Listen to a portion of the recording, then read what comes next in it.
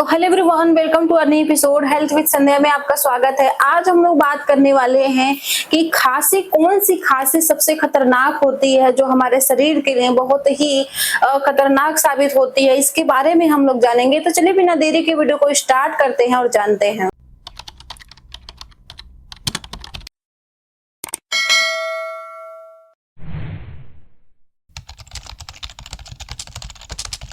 जो सबसे खतरनाक खांसी होती है वो होती है काली खांसी या पर्टुसिस खांसी, जो बहुत ही खतरनाक होती है या आमतौर पर छोटे बच्चों को होती है या फिर कमजोर व्यक्तियों को होती है, जिसके शरीर की रोग प्रतिरोधक क्षमता अभी बहुत ही कम होती है। तो इस कंडीशन में ये जो काली खांसी है वो ज्यादातर कमजोर व्यक्तियों को प्रभावित करती है या छोटे बच्चों को प्रभावित करती है, क्योंकि यह एक अत्यधिक संक्रमण जीवाणु होते हैं। इनमें अत्यधिक संक्रमण जीवाणु बहुत ही ज्यादा एक्टिव होते हैं। काली खांसी कोई आम खांसी नहीं है। यह आप बिल्कुल मत समझिए कि आपको जो आम तौर पे खांसी होती है और आप उसे नजरअंदाज कर देते हैं, आप उसे अवॉइड कर देते हैं, तो उससे आपको कोई दिक्कत नहीं होती। लेकिन यदि आपको काली खांसी हो गई है और इस कंडीशन में आप यदि लापरवाही करते हैं, उस बीमारी को अवॉइड करते हैं, तो इसमें आपको जानलेवा भी हो सकती है, आपकी जान भी जा सकती है। तो बिल्कुल भी आप लापरवाही ना करें। कोई भी छोटी बीमारी वो धीरे धीरे बड़ा रूप ले लेता है, जो बहुत ही खतरनाक होता है। यदि किसी व्यक्ति को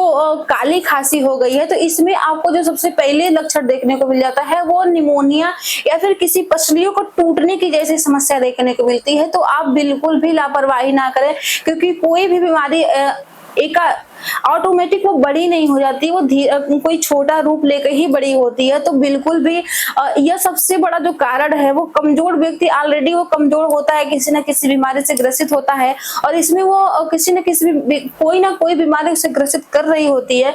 तो आप बिल्कुल भी लापरवाही ना करें। और बच्चों में यदि निमोनिया की समस्या बहुत ज्यादा देखने को मिलती है तो आप अपने बच्चों की अच्छे तरीके से ध्यान रखें, क्योंकि उससे यदि काली खांसी हो सकती है तो आप अपने बच्चे को भी खो सकते हैं। काली खांसी को इतना खतरनाक क्यों है, क्यों बोला गया है, क्यों इसके बारे में इतना खतरनाक बोला गया है, इसके बारे में हम लोग जानेंगे। तो काली खांसी होने की वजह से आपके जो श्वास नली है वो बहुत ही नली को बहुत बुरे तरीके से नुकसान पहुंचा देता है, जिससे आपको सांस लेने में बहुत दिक्कत होती है। इससे जो सबसे ज्यादा जो चपेट में इसके आते हैं, इसके संक्रमण में जो सबसे ज्यादा देखे जाते हैं वो 0 मंथ से 3 मंथ के बच्चे निमोनिया की जो समस्या होती है बहुत ज्यादा देखने को मिलती है। तो 0 मंथ के 3 मंथ, जब जैसे वो 3 मंथ के होते हैं, यदि आपके बच्चे को 0 से 3 मंथ में निमोनिया की उन्हें टीकाकरण नहीं हुआ है तो वो बच्चे बहुत ज्यादा इसको देखने को मिलते हैं। निमोनिया की उनको टीकाकरण नहीं हुई है तो काली खांसी होने की उनकी संभावना बहुत ज्यादा होती है। इसके जो लक्षण होते हैं, आप कैसे ये पता करेंगे कि आपको काली खांसी हो गई? तो इससे जो होता है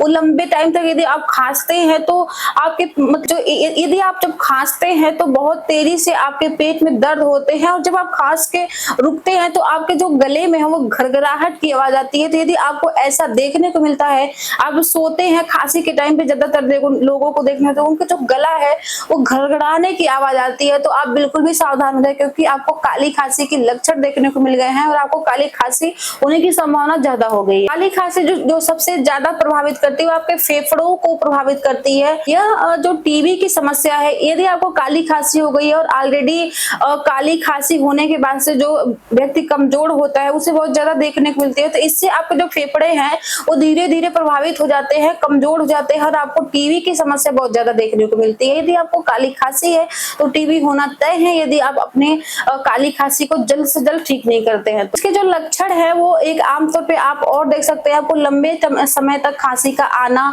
या फिर आपके शरीर में जो आपकी जो वजन है वो अचानक कम हो जाना, आपका लगातार बुखार का आना, यह सबसे बड़ा इसका लक्षण होता है। तो आप बिल्कुल भी असावधानी ना बरतें। यदि आपको खांसी होती है तो ये नॉर्मल खांसी हो या कोई भी खांसी हो, आप तुरंत अपना ट्रीटमेंट लें, तुरंत अच्छे तरीके से दिखाएं। कुछ घरेलू नुस्खों का भी, कुछ घरेलू तरीके से भी अपना खांसी ठीक कर सकते हैं। लेकिन यदि आपको काली खांसी है तो प्लीज अपने आप को अच्छे तरीके से ट्रीटमेंट कराएं, क्योंकि यदि आप अभी प्राथमिक रूप से ट्रीटमेंट नहीं कराते हैं, आपका फर्स्ट स्टेज है टीबी का, यदि आप ट्रीटमेंट नहीं कराते हैं तो आप टीबी के लिए तैयार हो जाए, आपको टीबी की भी बीमारी हो सकती है। तो मेरा वीडियो कैसा लगता है प्लीज आप लोग कमेंट करके जरूर बताइएगा। जो लोग चैनल पर नए हैं प्लीज चैनल को सब्सक्राइब कर दे। Thank you.